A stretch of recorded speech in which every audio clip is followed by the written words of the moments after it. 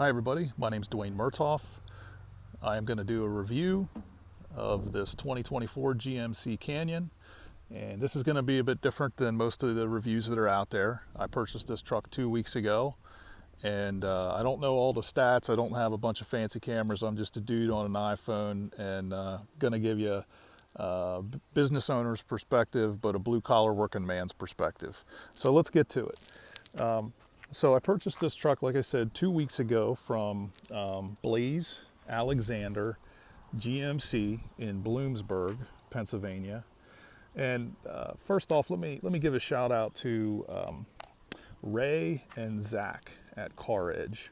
And if you're not familiar with Car Edge, check out Car Edge on YouTube. I believe they also have a regular website, and they are a father-son team that gives you information on purchasing vehicles.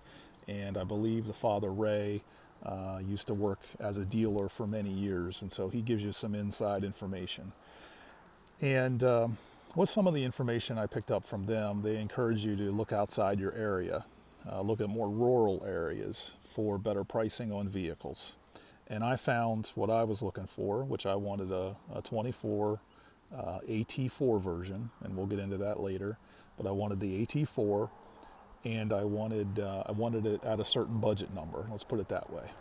And in Bloomsburg, Pennsylvania, I found this truck marked down $3,000. And I think one of the reasons was it didn't come with a hitch, and that leads me to my next point. So yeah, I'm a remodeling contractor. I pull a 12-foot long, 7-foot high trailer. It also has ladder racks on top, which adds to the weight. It's a single axle. It has power brakes. And initially I was attracted to the towing package that some of these trucks have. And the more I started looking into it, I kind of realized after the fact, after I got to Bloomsburg and was working with a salesman there by the name of Ed Greco, who's a good guy, good young guy, and he was very helpful at answering questions and getting to the bottom of stuff as I was discovering, what I needed to do for me to make this vehicle work. So if you're looking for a good sales guy, go see Blaze Alexander there in Bloomsburg. Ask for Ed, tell him I sent you. All right, with that, and I don't get paid for any of this. I'm just a guy doing a review here. So, okay, so that brings me to the hitch and also the rear axle. So let's start with the rear axle. The rear axle is a 3.42, and you need to, if you're pulling a trailer, you need to know what your rear axle gear ratio is, because depending on weight, the amount of weight that you want to pull, the gearing in there is going to help you with gas or not be good on gas, and you want something that's going to be durable. And for my case, for the trailer I'm pulling, I'm probably pulling, I'm going to say about 3,500 pounds. I actually have not weighed the trailer with all my tools and stuff in it, but I'm going to guess it's going to be around there. And sometimes I'm, putting 20 bags of concrete in the back if I have to go do a fence or something like that. So I'm pulling a, decent amount of weight. So we just talked about the rear axle gear ratio. The other thing that's interesting is, as I was investigating and Ed and I were working through questions, is GM does not, they rate this truck to pull 7,700 pounds, but their hitch receiver is rated at 3,500 pounds. So in my case, I was able to buy a truck that was less expensive, and I am going to have to put the hitch receiver on myself. There's some videos out there you can find. You basically have to pull the bumper off, remove the existing, I forget what they call it, rear member, whatever, that's currently bolted onto the frame.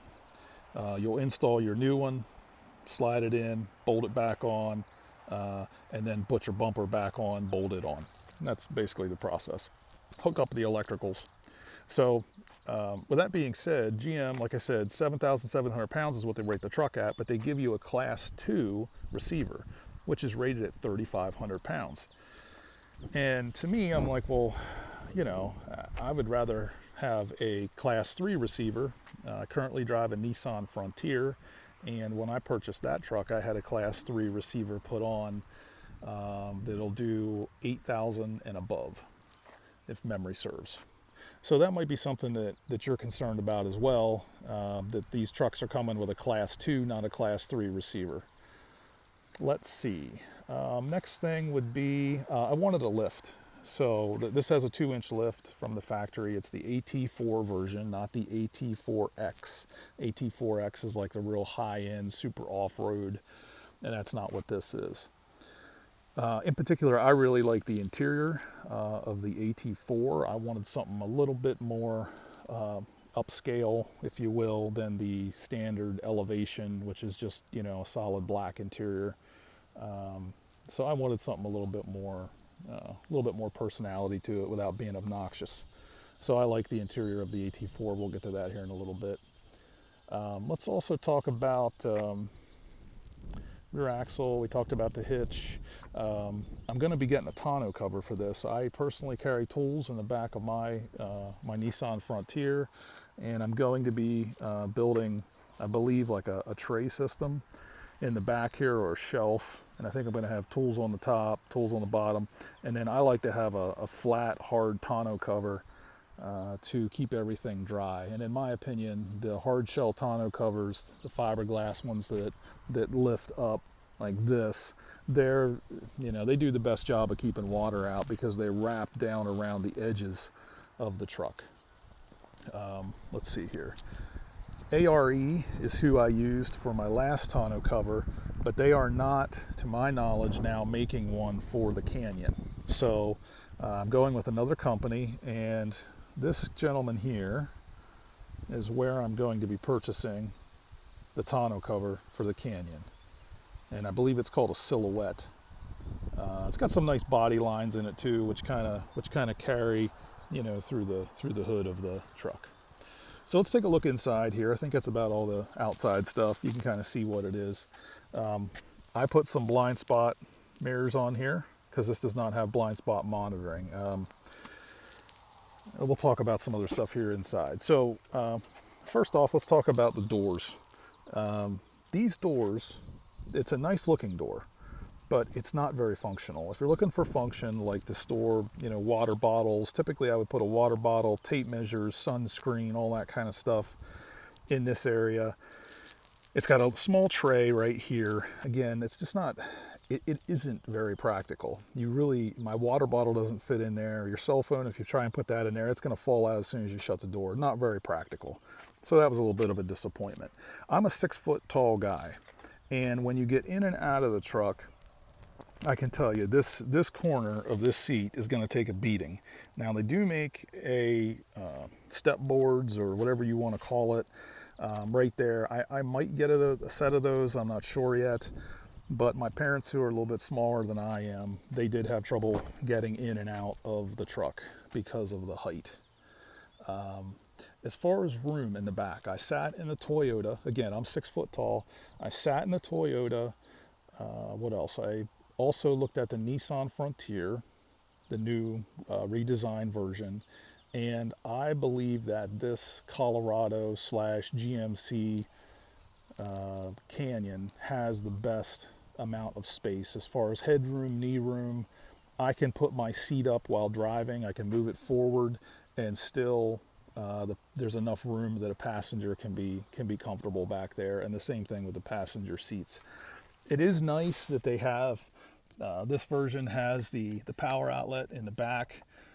I was actually doing some work yesterday, sitting in the back seat with the air conditioner on, and hooked up my laptop and was working on some proposals while I was waiting for another vendor to open. So enough room back here that you can do some work. It can be functional for you if that's what you're looking for. One of the things, though, that I found out that's annoying is your engine will shut off. I want to say at 10, maybe if you let it run for 10 to 15 minutes, the engine will shut off. And it's like, to me, sometimes they make these quote unquote smart trucks too smart.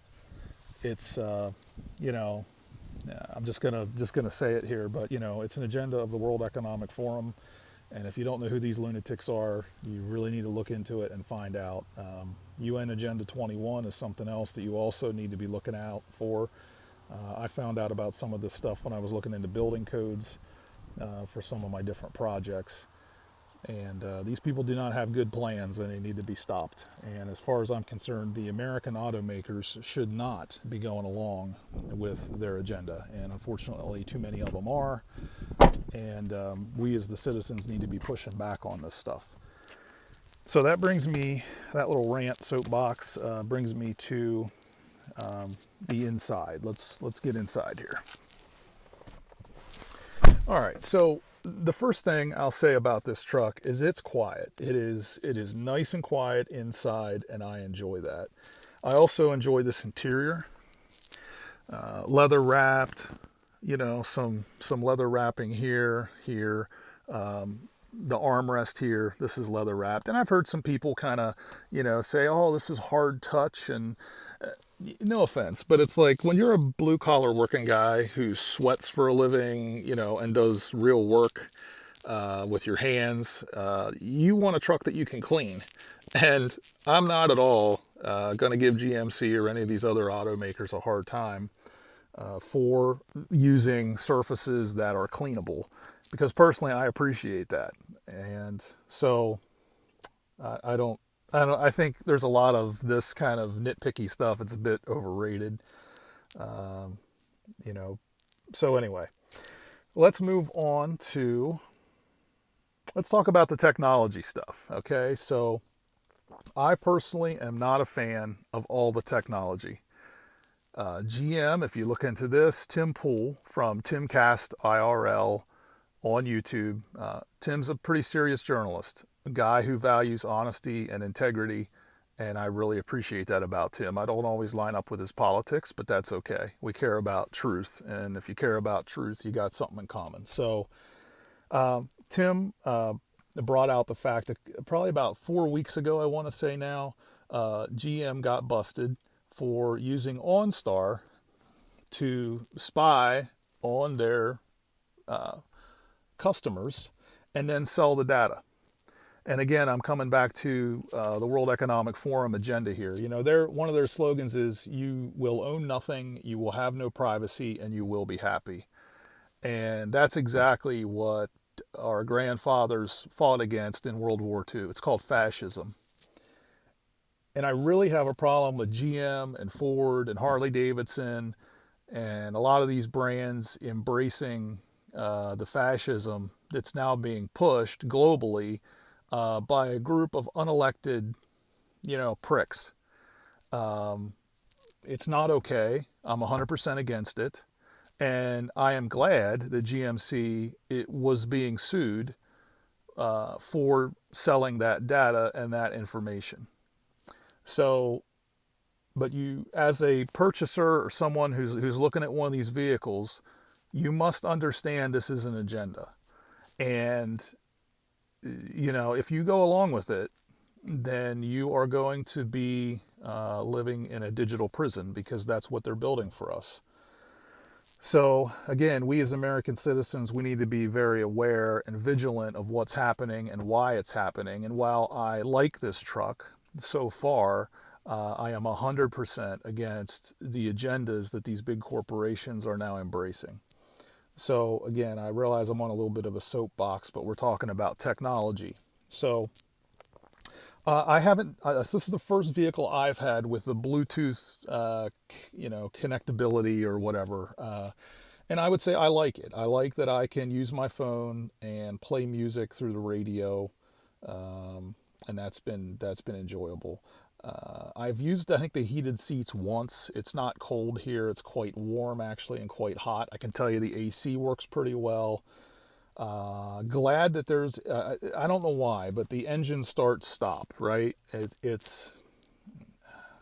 They're doing it again. It's part of this agenda. It's for EPA regulations, but the bottom line is I cannot think that this is good for a motor. And the more they make these motors complicated and electronic, and the more chips, the more things that can go wrong. And that was one of the things I was kind of trying to avoid when I purchased the vehicle.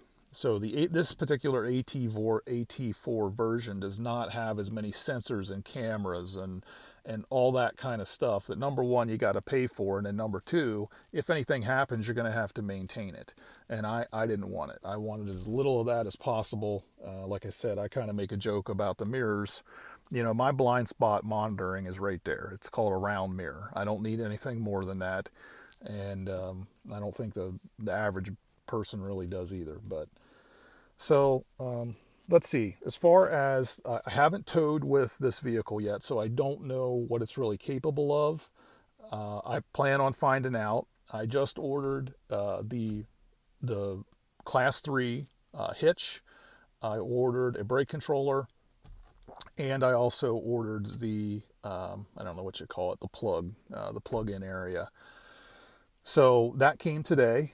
I ordered that from eTrailer, and there was somebody else who had the same issue, and found out, hey, you need to order these three things, and so that's what I did. That came today. Let's see what else. AC works good. We talked a little bit about the Bluetooth. That I've enjoyed that so far, being able to connect it to the phone. Overall, I would say, it's very quiet inside, which I appreciate as I'm driving. It's very quiet. The truck, there's a little bit of a kind of I won't call it a lurching. And I don't know if this is because of the turbo or because of the transmission. But sometimes when you're coming to a stop, it just kind of bump, bump, bump, bump, bump. I don't quite know how to describe it, but there's some kind of a shifting or something going on there that it's a little weird. I don't know what's going on with that. I had looked at the Ford Ranger. I had also looked at the Toyota Tacoma before buying this. The Ranger, it has a 10-speed transmission with the turbo, and it just seemed like it could not find a happy place. It was just kind of, you're driving down the road or you're getting on an on-ramp or whatever. It just felt like it could never quite get happy and settle into a consistent gear. So I didn't like it, and this had more of the options and equipment that I wanted. So obviously I bought the GMC. My experience with the Toyota Tacoma, I'll tell you what, their doors and the pockets on the doors, that thing is functional. I mean, it is functional. I was really impressed by that. You could tell somebody really put a good bit of thought into, how the doors were going to be used. And while these doors are nice looking, they're not very functional. So I will say Toyota's got something good there.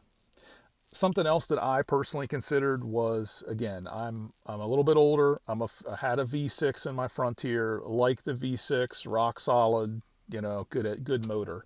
However, everything now, because of the EPA regulations, is going Turbo 4, including the Toyota Tacoma, including the Frontier.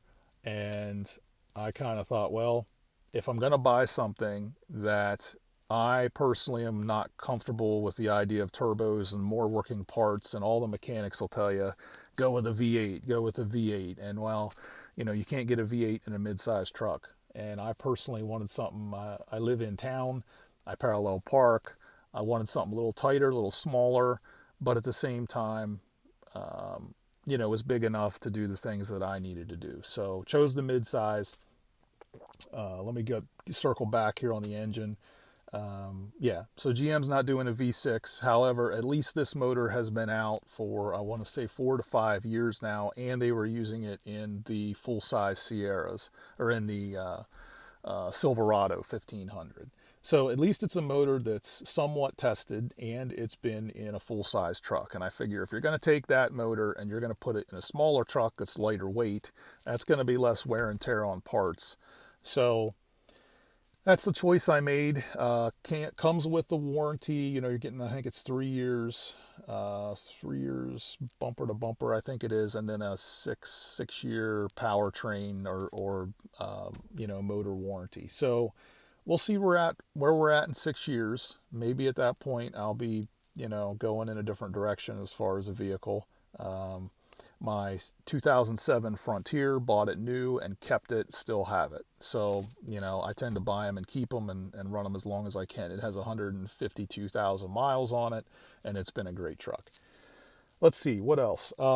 Headlights. That's kind of one of the, I'm going to turn this on. Hopefully it won't connect to the truck because of the Bluetooth, but here we go. It's push button. Okay. So there are other people that have talked about this as well, and that is that the headlight controls are in here. Let's see, turn this on. So I don't know why they did this. You can see it right there. Lights are on auto, and then you got highs and lows, and your fog lamps. Yeah, and your fog lamps. Okay, so that's all right there. I personally find that really annoying. I I don't like it, but it's one of those things. I'm like, well, you gotta take the good, and you're gonna get some bad, and that's just the way it's gonna be. However, I did discover you can blink the highs right here, and when you're cruising down the road and you got an 18 wheeler in front of you, those guys need to know if they can get over or not get over, and sometimes I'm blinking the highs to say, yep, you can come on over, you're safe, you're good, and to me that's the way it should be. I think they need to do a better job of thinking about the customer and how real world, again, I'm going to say blue collar application, what it's really like to own a vehicle and for a real dude that's actually doing real work.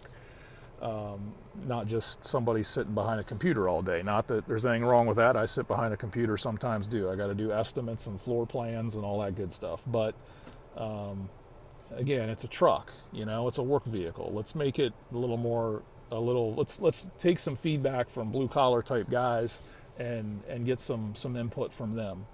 So yeah, that's annoying.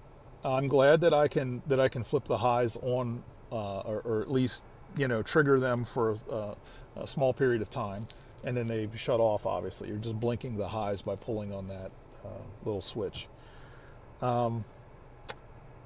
I will say, driving at night, it's weird because, again, the driver of the truck should be able to determine when his headlights are high or low, because the truck doesn't know what the circumstances are. And just because you're in a tunnel, the highs can come on, and then you got somebody coming toward you, and the highs are on, or it's one of the highs. I think this truck has some kind of a sensor where it'll turn, maybe the right high on and leave the left high off, and I don't know what's going on. It's weird. I don't like it. Again, sometimes they try and make this stuff too smart. Let's see. The seats are fairly comfortable. I haven't done any long trips. I only have 436 miles on the truck at this point, but they are comfortable. A little tricky, maybe getting in and out, especially if you're under 6 foot. You might have some trouble with that, but the seats are comfortable. This seat does have the 8-way, I think they call it 8-way adjustability. The headrest is a little annoying. It would be nice if it was pushed back a little bit further, and you can't adjust it, and I don't know why. I'm assuming that's some kind of safety regulation thing, but you can't adjust the headrest back.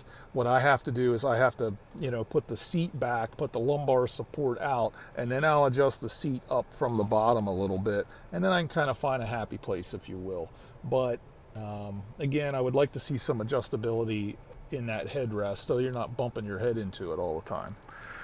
So I think that's probably about it for now. Can't really think of too much else that, there's so many stats and figures and all that. I'm not that guy. If that's what you want in a review, you can go somewhere else. I'm just not going to do that. I'll just give you some real world opinions and thoughts and things for you to factor in when you make a decision. Like I said, as I kind of looked through things and decided what I wanted, the trailering package was important to me until it wasn't important to me. And also, if you'll notice here on the mode screen, I still at least have some trailering options. Now, I don't know what that's going to be until I get all of my trailering equipment hooked up, until I start pulling with the truck. But there are some trailering options that at least come standard, I guess, in the software. So we'll find out what's what here once I get all that hooked up. Okay, long review, maybe longer than you expected, but again, just trying to give you some real world practical experience from a guy who owns one of these things. If you do have any questions, concerns, thoughts you want to share, feel free to put them down in the YouTube comment section. If I have time, I'll try and get to people and give you, or maybe shoot another video. I'm not here to make money. I mean, if I make some money off this video, great. If not, no big deal. This is just about some practical, real life information from somebody that bought one of these things. And I can kind of walk you through a little bit of kind of what my mental process was as to why I bought it, and some of the good people that I'm dealing with. So, hey everybody, thanks for checking out the video. Hope you enjoyed it, and yeah, well, we'll see you when I shoot another one. Have a good day.